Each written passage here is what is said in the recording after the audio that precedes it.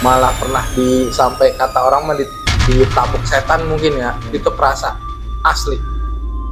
Rasanya ditabok. Kerasa ditabuk, panas banget. Panas banget ya.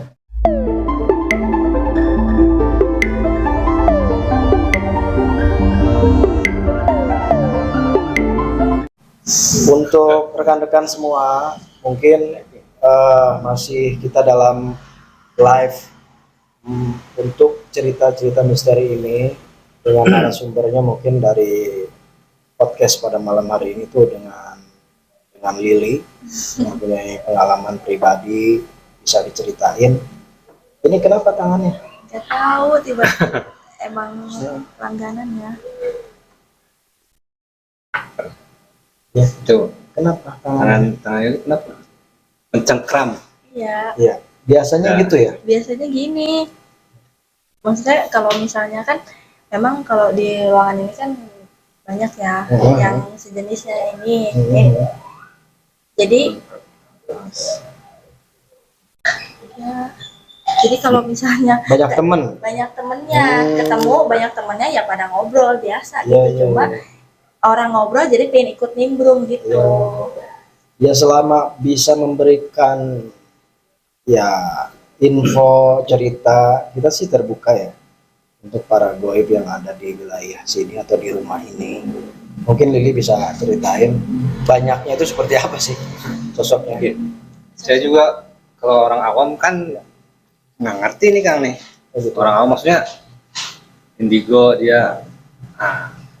Jadi orang juga ngelihat kan kayak gimana sih gitu kan, apa pembuktian atau gimana itu bisa nggak Kang? Kalau saya kan karena awam ya, Iya.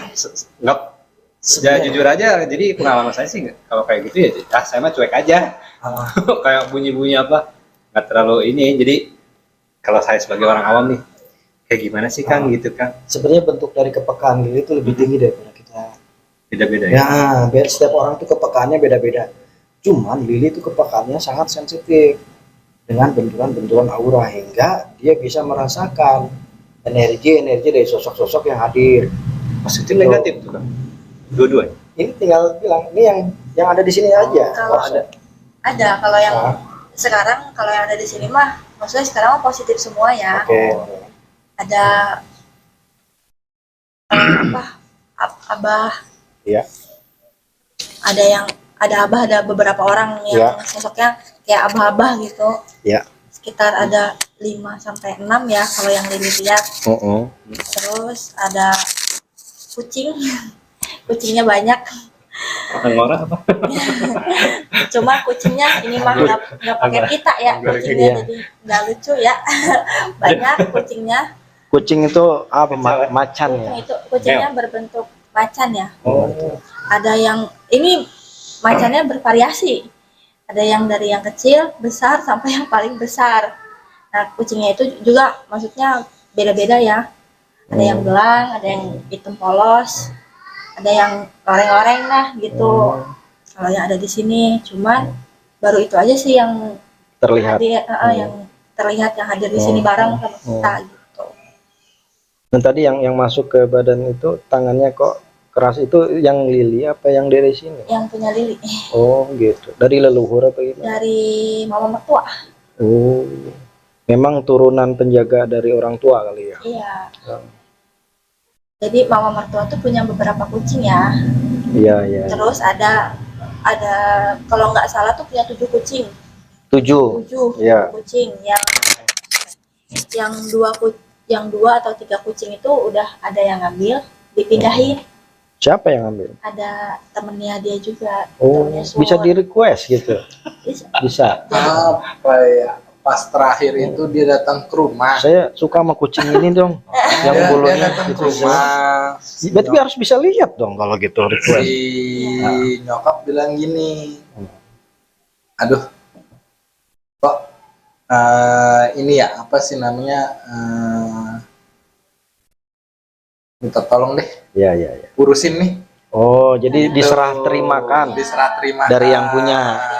Jadi, Nggak ngerti itu saya Kang. jadi kayak Saya pikir ini yang maunya yang lihat. Itu.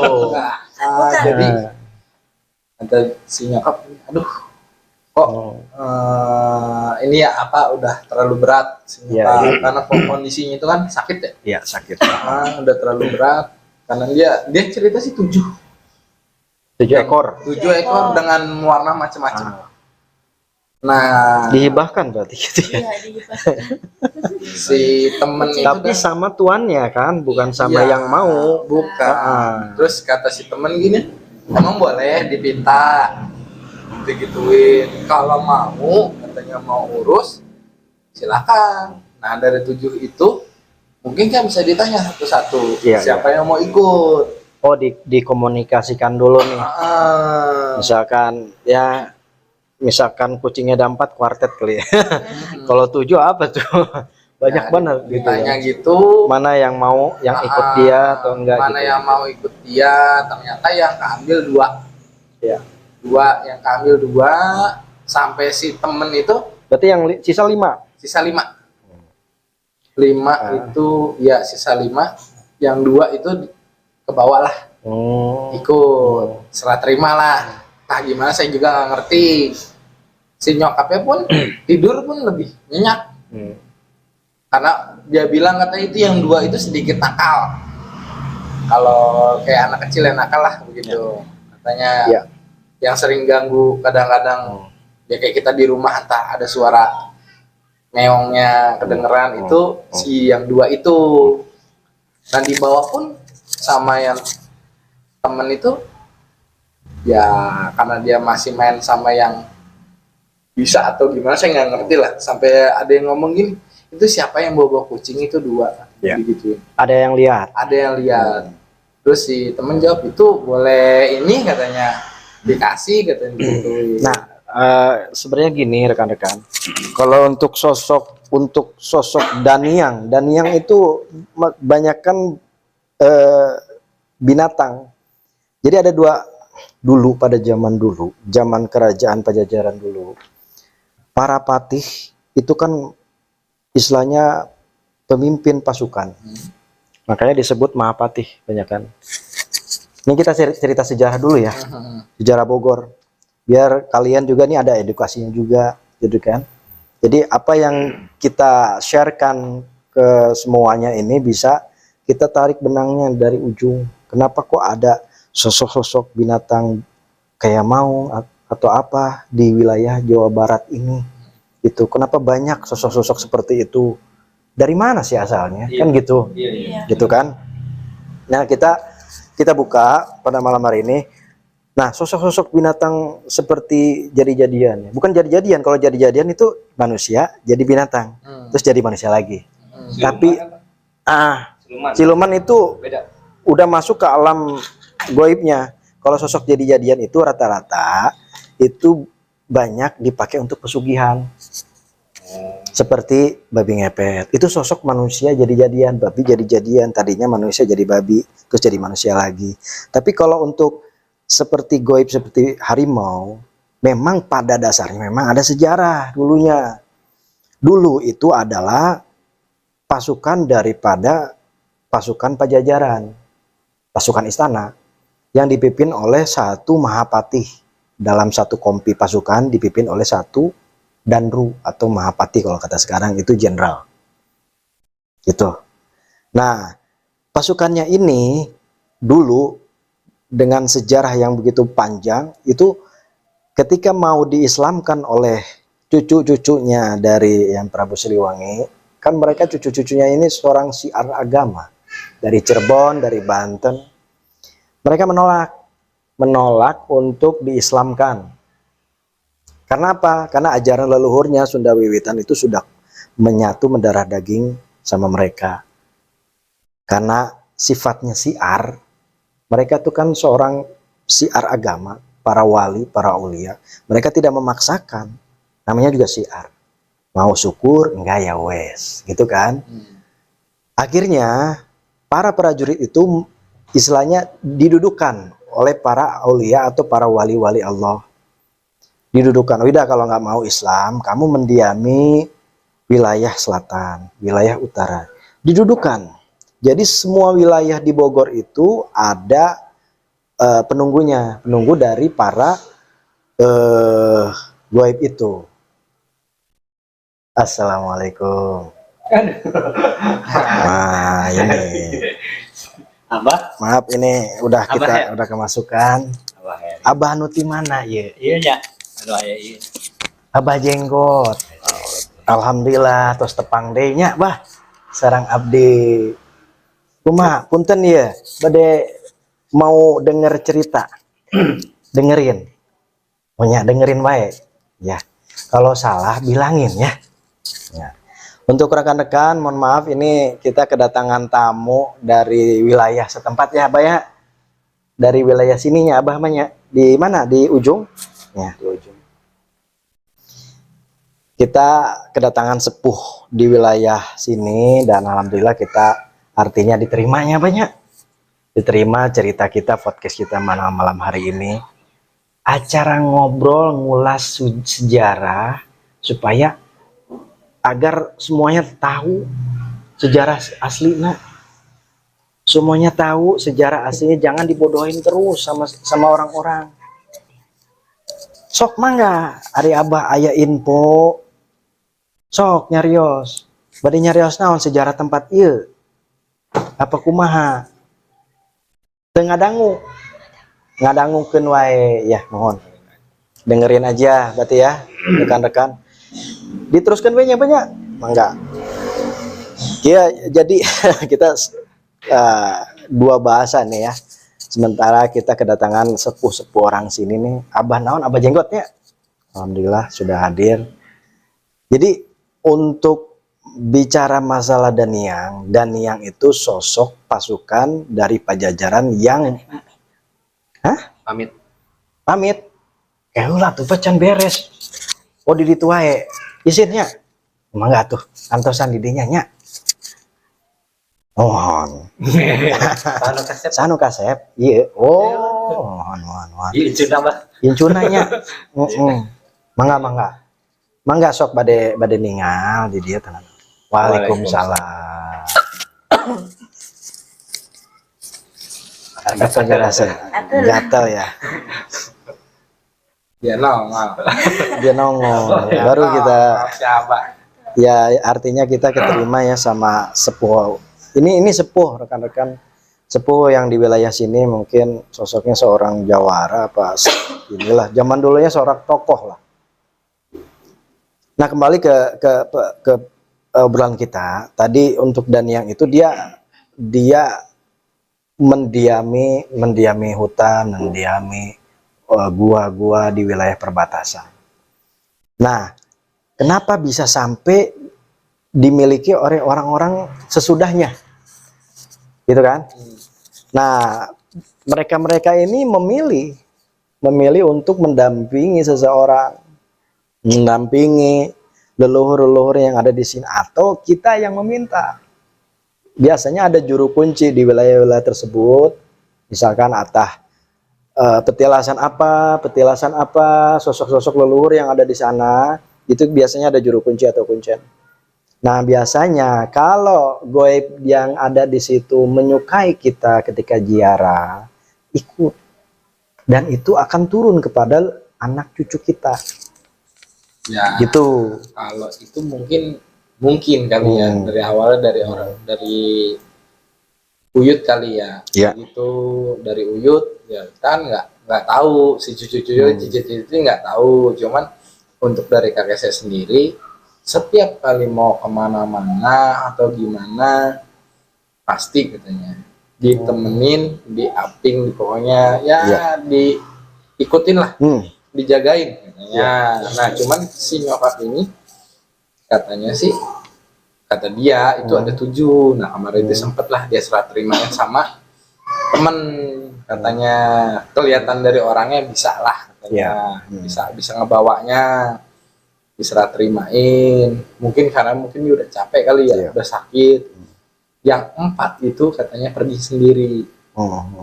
Tinggallah satu itu sampai meninggalnya si nyokap itu masih suka ada ya, entah suaranya masih kedengeran.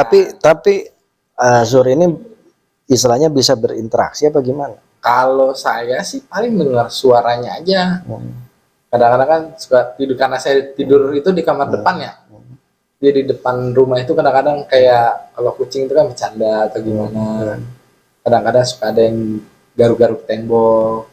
Jadi cuman dengar aja. Denger gitu. aja. Kadang-kadang nanya masih nyokap atau kadang-kadang entah di malam apa atau lagi waktu kapan. Pasti begitu. Nah terakhir si meong ini tinggal satu katanya yang warnanya putih. Ya. Nah pas lagi mau pemakaman si nyokap masuklah ke istri. Nah saya tanyalah itu, pas masuk ke istri nggak ada yang sadar, orang lain nggak ada yang sadar, mungkin emang nggak ekstrim yang nggak apa ya gimana gitu. Iya. Ditanyalah sama saya, ini mau ikut, kalau memang mau ikut saya aku gimana, kalau ikut saya nggak bisa katanya, ikutlah ke istri. Oke, kalau memang ikut, cuman saya itu nggak bisa ngasih apa-apa. Akhirnya kadang-kadang kalau entah saya camping atau gimana itu pasti entah katanya si istri bilang katanya banyak temennya nih gitu. Ya, jadi selama ini Sur itu mempunyai seorang pendamping dari turunan ya, dari orang tua, tapi tidak bisa berdialog, hanya bisa merasakan kehadiran, gitu, kehadirannya dengan bentuk suara, ya kan? Tapi memang kita tidak bisa menghalalkan misalkan nyuguh atau memberikan sesuatu makanan atau kita memang menyiapkan sesuatu kan biasanya gitu kayak ya. Orang tua dulu itu biasanya di pendaringan beras itu kan suka naruh sajen gitu ya, untuk para goib atau pendampingnya itu, karena memang pada zaman sekarang memang masih ada walaupun tidak disangka seperti itu tuh masih ada. Jadi artinya untuk memberikan ya istilahnya apresiasi lah, bentuk apresiasi kita memberikan hidangan sukaan mereka itu, tapi ya tidak dihalkan juga, kalau kita lupa nanti bahaya. Gitu. Bahaya. Saya makanya kan ini saya tanya ya pas lagi masuk ke istri, saya tanya gitu, kalau memang mau ikut silakan, tapi saya nggak bisa memberi apapun yang dilewat batasannya. Entah dia minta apa, makan apa kayak gitu. Kalau memang hanya buat ngelindungi, mau silakan. Ya, kalau untuk melindungi. Kalau memangnya niat untuk melindungi aja. Dan dia sih bilang saya mau ikut, katanya saya minta izin. Kenapa Lili? Sakit? Minum. Airnya mana? Banyak yang antri. Iya. Oh, banyak yang antri.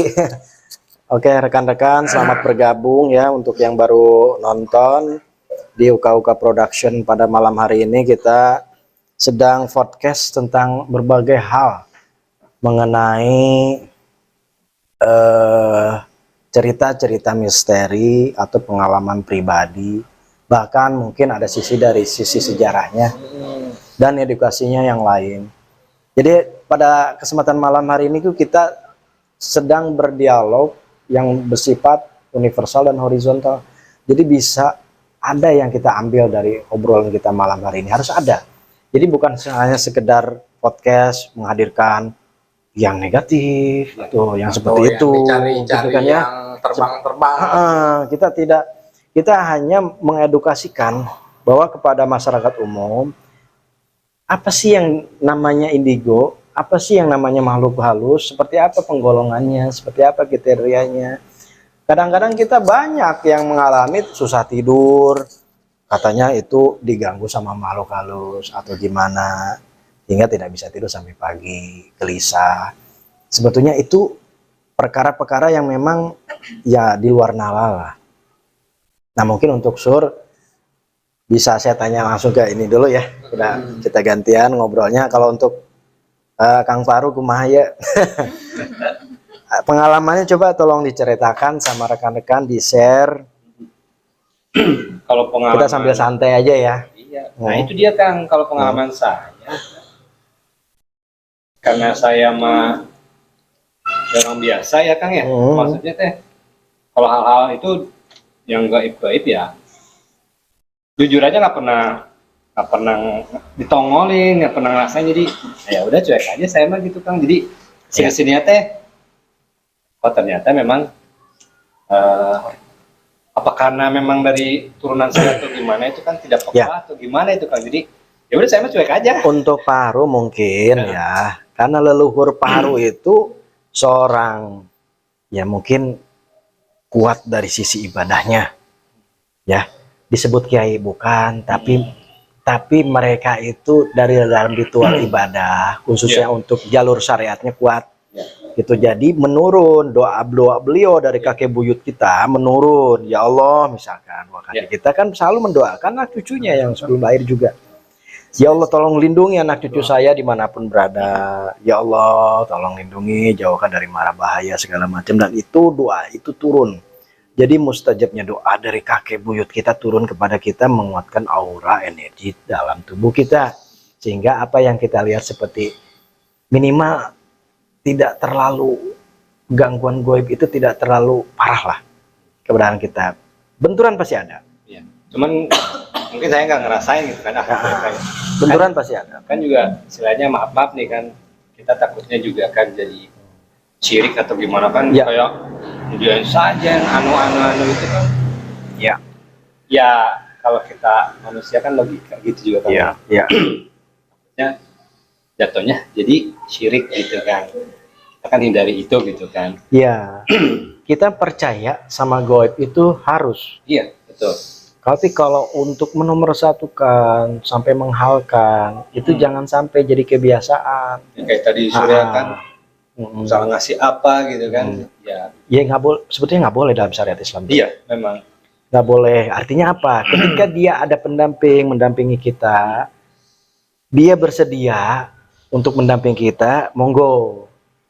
Tapi apakah mereka gitu perlu kan makan atau gitu itu? Makan beliau itu tergantung daripada kita sebagai tuannya itu kita tinggal milih kuat dalam syariatnya atau enggak. Kalau kita berzikir itu berbagi ya, bentuknya doa ya, berbentuk doa zikir yang kita lafadzkan, kita ritualkan sehari-hari, itu membagi aura diri kita, jadi merupakan nur atau cahaya kepada makhluk-makhluk atau entah, jangankan makhluk lah. Ketika kita berzikir, kita mendoakan, ketika kita berzikro dan mendoakan para leluhur kita, jangankan pendamping, leluhur kita merasa senang. Para kakek buyut kita merasa senang, merasa didoakan. Nurnya atau cahayanya itu nyampe. Apalagi dikhususkan untuk kakek kita, buyut kita, atau pendamping dari uyut-uyut kita dikhususkan gitu ya. Jadi kebagian semua cahayanya. Nah seperti itu yang bagus. Artinya kita tidak secara fisik menyediakan sesuatu gitu loh. Secara fisik kita hadirkan mereka itu dengan doa. Kita hadirkan, kita hadiahkan mereka itu dengan doa yang sesuai dengan syariat Islam. Insya Allah mereka menerima. Kalau memang mau mengaping kita, ya harus sesuai dengan ajaran Islam. Lu sholat ya harus ikut, karena manusia dan jin itu diwajibkan untuk beribadah kepada Tuhan. Diwajibkan, memang diwajibkan manusia dan jin. Apalagi untuk lebih tinggi lagi ke makom para leluhur kita atau disebut dengan arwah. Arwah itu juga terbagi lagi menjadi beberapa bagian atau kategori. Arwahnya para aulia, para ambiya, para nabi, arwahnya para muhibbin, sodikin, para leluhur kita, orang tua, turunan kita, para paku-paku wilayah. Paku-paku wilayah itu adalah para penyebar syiar di berbagai wilayah Nusantara atau Jawa Barat khususnya. Nah mereka mengeluarkan nur, cahaya terus. Di wilayah-wilayah itu mengeluarkan cahaya-cahaya untuk menguatkan ruhani kita. Makanya ketika kita berziarah di makam-makam para wali Allah, dimanapun tempatnya, wali Allah itu banyak. Yang kita ada, yang terkenal kan 9 wali. Sebetulnya para wali-wali yang tidak tersebutkan atau disebut dengan wali yang tidak masyhur atau mastur. Nah, ada dua wali itu. Wali itu yang masyhur, yang terkenal, ada yang mastur, tidak terkenal. Nah, wali-wali yang tidak terkenal ini tersebar di berbagai wilayah Jawa Barat. Dan tidak harus berpakaian yang memang layaknya seorang ulama. Wali itu ya kadang-kadang sosoknya seperti musafir, sosoknya dia mempunyai pangkat yang tinggi di hadapan Tuhan, di hadapan Allah. Dan sampai saat ini masih ada. Gitu. Jadi wali-wali yang tidak terlihat. Ada wali yang majnub. Wali majnub itu seorang sosok aulia, penyebar agama Islam. Majnub itu dalam arti yang dia itu kayak orang gila. Jadi untuk manusia awam itu pasti berpikiran ini orang gila nih. Tapi dia padahal hatinya itu selalu berzikir pada Tuhan. Tapi sosoknya dia menutupi sama masyarakat yang awam mungkin dengan gembelnya dia, gitu kan? Mungkin karena dilihat oleh manusia ini mau orang gila nih, makan apa aja di tong sampah. Itu banyak kejadian seperti itu yang kita pikir dia orang gila, tapi ternyata salah satu walinya Allah. Karena majnub itu dia sudah meninggalkan hal-hal keduniaan.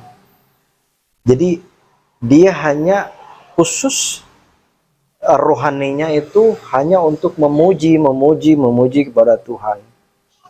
Itu berzikir dan memuji kepada Tuhan. Siapa yang mengenali para wali? Ya wali juga. Gitu loh.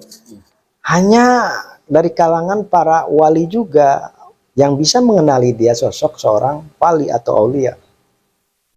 Nah, dari hal ini itu udah tinggi ya makomnya ya. Mungkin tidak terdeteksi dengan Lili seperti ini. Lili mungkin bisa mendeteksi goib yang tingkat 1. Tingkat 1 itu yang diisi oleh dari golongan para jin, golongan para arwah, masih bisa lah untuk para arwah leluhur ya, masih bisa. Tapi kalau untuk di tingkatan yang lebih tinggi lagi, seperti di makom para wali, para aulia itu agak susah, agak sulit. Karena apa? Butuh kejernihan hati, butuh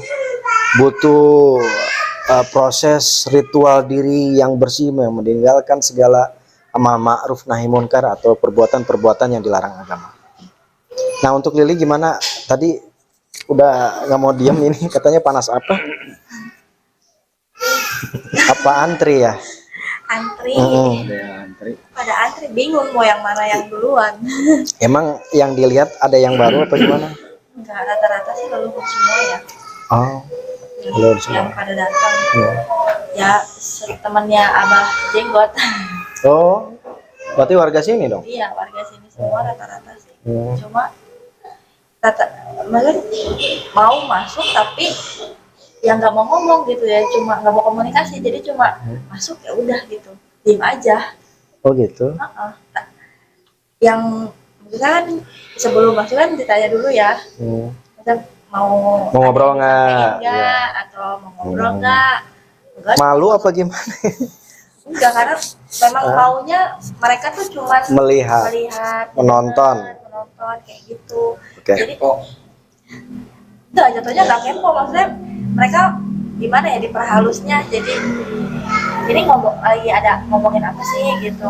Iya, apa sih yang dibicarain? Iya gitu kan. Nah, kalau misalnya kita langsung bilang kepo kan ya namanya orang tua kan ya. Nah, untuk Paru gimana, ada yang ditanyain nggak sama Lili? Mungkin momennya pas ini para leluhur nih, jadi kita edisi leluhur nih hari ini. Edisi leluhur. Nah, mungkin ada leluhur Paru yang mungkin hadir di sini ya. Ada. Edisi leluhur. Jadi mudah-mudahan ini bisa tersampaikan apa yang ingin disampaikan. Kayaknya abah yang waktu itu. Iya. Ada. Cuma tadi kan mau masuk. Ditanya kan mau ada yang disampaikan atau gimana, nggak ada sih, cuma yang sambungannya kemarin ya, yang pernah masuk juga cuma mau bilang makasih udah gitu. Sampai katanya. Oh, udah tawasul. Iya. Udah dapat kan namanya itu ya? Jadi rekan-rekan ini sebetulnya ada bagusnya juga. Mediatornya Lili. Jadi Lili menyampaikan sesuatu yang menjadi amanah leluhur supaya dia ingat kepada kakek apa buyut? Buyut ya. Buyut. Nah, memang pada saat itu Fahru itu tidak pernah, bahkan tidak tahu namanya ya, karena memang nggak pernah kesebut. Nah, buyutnya Fahru ini datanglah berkomunikasi dengan Lili, meminta untuk didoakan. Dan alhamdulillah udah keterima ya tadi ya. Cuma Lili nggak nanyain lagi, maksudnya doanya udah keterima atau hanya tapi dia cuma bilang kayak gitu. atur nuhun gitu. Makasih. Iya. Ya, artinya udah sampai hadiahnya ya. Hadiahannya, tawasulannya udah sampai kepada Uyutnya. Nah, kebetulan pada saat ini memang pihak dari leluhur kita mungkin lagi hadir ya. Iya. Lagi hadir, bahkan dari para pendamping leluhur itu juga banyak yang dari kucing-kucingnya. Seperti Sur bilang, dari kucing-kucing yang lainnya. Itu udah mulai ini juga kerasa ya. Apa? Kerasa apa? Pusing. Kemarin ya gemeteran. Kalau kemarin kan tangan cuma sebelah, kanan kiri sampai ke belakang itu. Enggak, tadi dulu ini ada yang disampaikan lagi nggak? Ini mumpung ada dari Uyutnya atau yang lain? Nggak ada sih kan. Nggak ada. Karena saya masih bingung juga gitu. Nggak tahu muka. Iya kan, saya mah ngeliatnya ya berempat gitu kan. Cuma padahal rame gitu. Iya kan. Nah, Iya. sebenarnya itu kan lebih banyak alam goib atau alam nyata sih sebenarnya. Pada di suatu tempat atau misalnya di sini dah gitu. Jadi gini, kalau untuk perbandingan, kita manusia itu hidup di zaman Nabi Adam sampai zaman sekarang. Betul. Berarti perbandingan jauh lebih banyak goibnya, ya. Manusia hidup di bumi ini berapa miliar orang? Nah, yang tersisa dari zaman Nabi Adam itu berapa miliar juga? Perbandingannya miliaran. Sekarang setiap hari orang meninggal kok di seluruh dunia itu, di bumi ini, di sepersekian detik pasti ada yang meninggal, ya kan? Di persekian detik pasti ada yang melahirkan. Jadi Allah sudah ada yang meninggal, ada yang melahirkan bayi. Makanya Allah menggantikan, Tuhan tuh menggantikan yang meninggal sama yang hidup, tapi berbeda tempat dan wilayah. Itu loh. Udah bicara tentang arwah, yang lebih banyak arwah dari zaman Nabi Adam sampai zaman sekarang.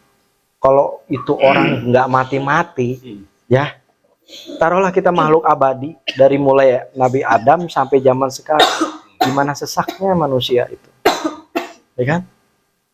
Gimana nggak ada dimensi dan waktu, maksudnya hadir gitu kan? Iya, jadi gini, kalau untuk alam ruh itu tidak ada dimensi waktu, jadi tidak ada kaitan dengan urusan dunia. Jadi seperti sekilat, sekilat.